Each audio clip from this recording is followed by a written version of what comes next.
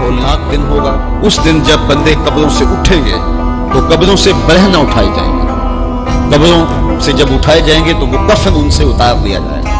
ये बात जब उम्मुल मोमिनीन सय्यदा आयशा रज़ियल्लाहु ताला अन्हा ने सुनी तो उनका वजूद थर थर कांपने लगा और अर्ज़ गुजार हुई, या रसूल अल्लाह, फिर हमें एक दूसरे से हया नहीं आएगी? फरमाया, आयशा, मामला इससे भी आगे है। मतलब क्या? अगर किसी को होश रहा तो हया आएगी ना। होश उड़े हुए होंगे, हौले क़यामत तारी होगा, बदन कांप रहे होंगे, कलेजे लरज रहे होंगे, दिल खौफ से पानी पानी हो रहे होंगे, पित्ते पानी हो जाएंगे। तो हशर के मैदान में जब लोग जाएंगे तो सबसे पहला सवाल जो रब लोगों से पूछेगा वो क्या होगा? सही हदीस में आता है, इन्ना अव्वला मा युहासबु बिहिल अब्द बिसलातिही। क़यामत के दिन बंदों से अल्लाह ताला सबसे पहला सवाल ये पूछेगा कि क्या तुमने नमाज पढ़ी थी? सबसे पहला सवाल यौम हशर में क़यामत के दिन नमाज के बारे में। और अल्लाह ताला जल्ला शानहू क़यामत के दिन लोगों को अपने हुजूर सजदा रेज़ होने का हुक्म देगा कि आज मुझे सजदा करो। दुनिया पर कोई सजदा करता है या नहीं करता?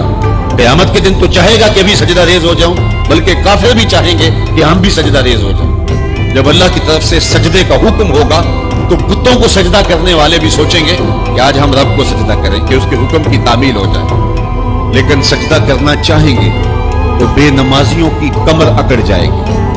वो सजदा करना चाहेंगे भी लेकिन सजदा नहीं कर सकते। और फिर रब के सामने जो जिल्लत उठाना पड़ेगी, जो रुसवाई उठाना पड़ेगी, उसको लफ्जों का पैराहन नहीं दिया जा सकता। और फिर जो बेनमाजी होंगे, अल्लाह के हुजूर सजदा नहीं कर पाएंगे, अल्लाह ताला उन्हें उस सफ में खड़ा कर देगा जिस सफ में फिरौन खड़ा होगा, नमरूद खड़ा होगा, हामान खड़ा होगा, कारून खड़ा होगा, उबई बिन खलफ खड़ा होगा। दुश्मनाने खुदा जिस सफ में खड़े होंगे, बेनमाजी को उस सफ में खड़ा कर दिया जाएगा। मेरी लंबी तकरीर नहीं, मैं ये आपसे पूछता हूं और अपने आप से पूछता हूं, क्या हम ये गवारा करते हैं कि हशर के दिन हमें फिरौन के साथ खड़ा कर दिया जाए? क्या ये हम गवारा करते हैं कि हशर के दिन हमें नमरूद के साथ खड़ा कर दिया जाए? क्या ये हमारी तबीयत इसको बर्दाश्त कर सकेगी कि रसूलुल्लाह के दुश्मनों के साथ हमें खड़ा कर दिया जाए? और क्या मेरी माएँ और बहनें और बेटियां ये गवारा कर सकती हैं कि रसूलुल्लाह की राहों में कांटे बिछाने वाली उम्मे जमील के साथ उन्हें खड़ा कर दिया जाए? यकीनन हम कभी नहीं चाहेंगे। हम ये रुसवाई कभी बर्दाश्त नहीं कर सकते। उनके पास खड़ा होना ही कयामत है, उनके साथ खड़ा होना ही अजाब है।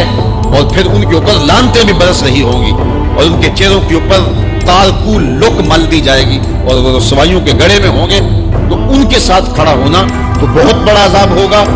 और अगर कोई तकलीफ बदनी ना भी हो तो हम ये गवारा नहीं करते कि खुदा के दुश्मनों के साथ खड़े हों।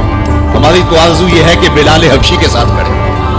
हमारी तो तमन्ना ये है कि दाता गंज बख्श अली हजवेरी के पास खड़ा होना नसीब हो जाए, हमें बाबा फरीद के पास खड़ा होना नसीब हो जाए, इमाम आज़म अबू हनीफा की कुर्बत में हजरत इमाम हुसैन की कुर्बत में खड़ा होना नसीब हो जाए। हम तो ये चाहेंगे कि इस जुमरे में आए। कल मैंने अर्ज किया था, दो ही बरादरी रह जाएगी क़यामत के दिन, बाकी सारी बरादरियां टूट जाएंगी, सारी इमारतें टूट जाएंगी। सिर्फ दो बरादरियां, एक ये बरादरी जिसका सरदार अबू जहल होगा, अबू लहब होगा, और एक वो बरादरी जिसके सरदार मोहम्मद अरबी होंगे। अब जो बेनमाज होगा उसको किधर खड़ा किया जाएगा?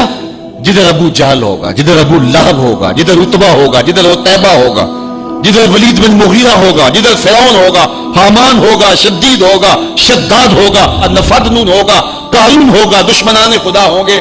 बेनमाजी को सफ में खड़ा कर दिया जाए। 6 घंटे की तकरीर नहीं करता, इन दो लफ्जों को समझ लें। क्या हम गवारा कर सकते हैं कि उस सफ में ना खड़े हों जिस सफ की इमामत रसूलुल्लाह कर रहे हो, बल्कि उस सफ में खड़े हो जहां फिरौन खड़ा हो, नमरूद खड़ा हो, हामान और कारून खड़ा हो? तो यकीनन हम तो इस तसव्वुर से कांप जाएंगे हम उधर खड़े होंगे। तो फिर आज दुआ की इस महफिल के अंदर ये अज़म करके उठो कि जान जाए तो जाए, नमाज ना जाए। 38 पहले थे, 39वां अदद था हजरत अमीर हमजा का। तो अमीर हमजा कोई मामूली शख्स तो नहीं थे, कुरैश का एक मोतबर नाम था। तो जब वो ईमान लाए तो जरा हौसला अहले ईमान का बुलंद हुआ और मेरे हुजूर ने भी अल्लाह की बारगाह में हाथ उठा के दुआ मांगी, ऐ अल्लाह, एक शेर दे दिया है, अब एक शेर और अता कर दे। अब तेरी मर्जी کہ عمر بن حشام دے دے یا عمر بن خطاب دے دے۔ عمر بن حشام یہ ابو جہل کا نام تھا، اور عمر بن خطاب حضرت عمر رضی اللہ تعالی عنہ کے لیے دعا کی گئی، کہا ان دونوں میں سے جو تجھے پیارا لگتا ہے مالک وہ اسلام کو عطا کر دے، 40 کا عدد پورا ہو جائے۔ اچھا، اب حضرت امیر حمزہ کا ایمان لانا کوئی معمولی واقعہ تھا نہیں۔ قریش سر جوڑ کے بیٹھ گئے، کفار کی صفوں میں کھلبلی مچ گئی، یار یہ اتنا عام شخص بھی چلا گیا، آج کل کوئی اور چلا جائے گا تو پھر تم تو بہت پیچھے رہ جاؤ گے اور مقابلہ نہیں کر پاؤ گے، ابھی وقت ہے تو ابھی کچھ کرو۔ تو 24 سال کی عمر ہے، ہاتھ میں تلوار لیے عمر بن خطاب اس عزم سے گھر سے باہر نکلتا ہے کہ نہ رہے بانس نہ بجے بانسری، میں تو چراغ زندگی بجھا دوں گا اور یہ قصہ ہی پورا کر دیتا ہوں۔ آج حمزہ ایمان لائے، کل کوئی اور ایمان لے آئے گا۔ تو عمر گھر سے نکلے اور دل میں ارادہ یہ تھا کہ بانی اسلام کی زندگی کا چراغ بجھا کے واپس پلٹوں گا۔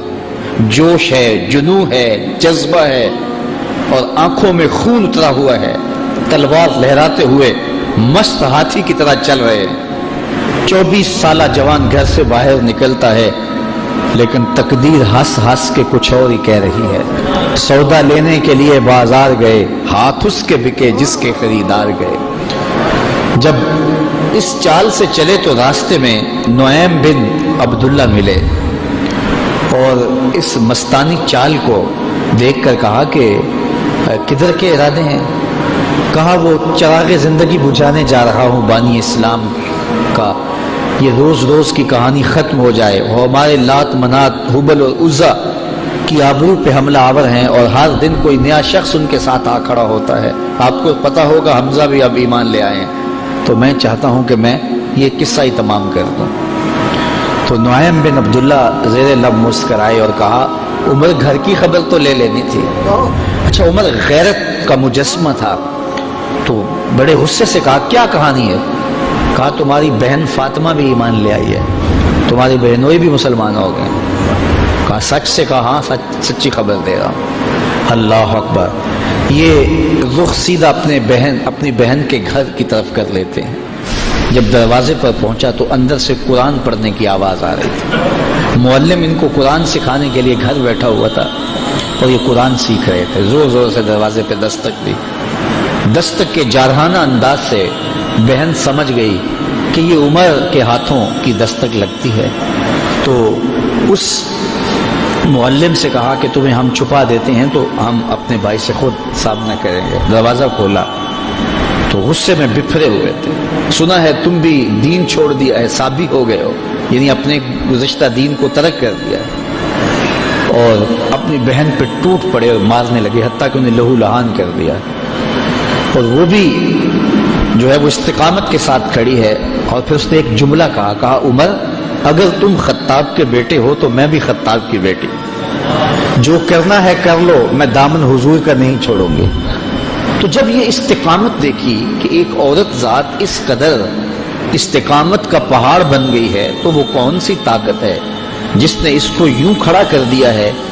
تو کہا کہ وہ جو تم پڑھ رہے تھے ذرا مجھے بھی تو سناؤ نا۔ کہا ایسے نہیں، پہلے غسل کرنا ہوگا۔ اب عمر غسل کر رہا ہے اور ظاہر کی میل دھل رہی ہے، غصہ اتر رہا ہے۔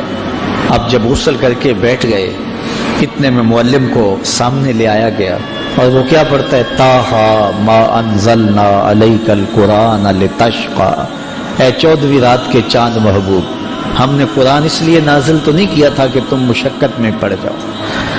یہ پڑھتے جا رہے ہیں اور عمر کا دل پسیجتا چلا جا رہا ہے، پھر آنکھوں میں آنسو بن کر وہ جذبات بہنے لگے۔ پھر عمر کے لب کھلے اور اپنے بہنوئی اور اپنی بہن سے کہا مجھے بھی اس دہلیز پہ لے چلو۔ اللہ اکبر! عمر کی تو ساری عمر برباد ہو گئی، میں نے 24 سال کہاں کاٹ دیے، مجھے اس دہلیز پہ لے چلو۔ اب عمر اپنے بہنوئی کے ساتھ دار ارقم کی طرف بڑھ رہے۔ یہ کوہ صفا پہ حضرت ارقم کا گھر تھا، جو اسلام کی پہلی درسگاہ بنی، اور یہاں چھپ کے مسلمان دین سیکھتے تھے، چونکہ ابتدائی ایام تھے۔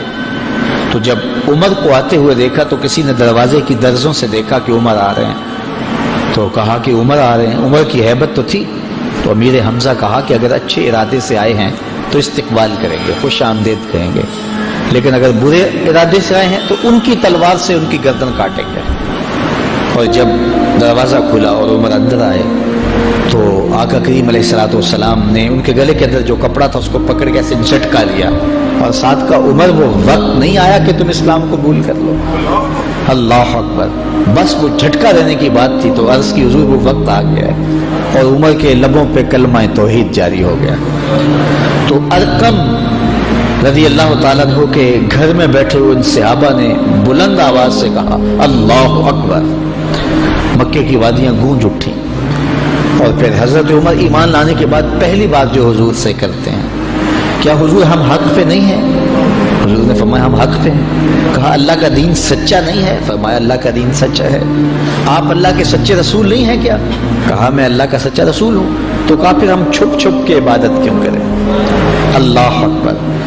تو کہا شین حرم میں چلتے ہیں۔ اب مسلمانوں کی دو صفیں بنی، ایک صف کے آگے حضرت امیر حمزہ تھے اور ایک صف کے آگے حضرت عمر بن خطاب تھے، حضور درمیان میں تھے، اور یہ قافلہ 40 افراد پر مشتمل مسجد حرام میں پہنچا اور پہلی نماز کھل کے پڑھی گئی۔ حضرت عبداللہ ابن مسعود رضی اللہ تعالیٰ عنہ فرماتے ہیں عمر کا اسلام لانا اسلام کے لیے عزت تھا۔ اللہ اکبر۔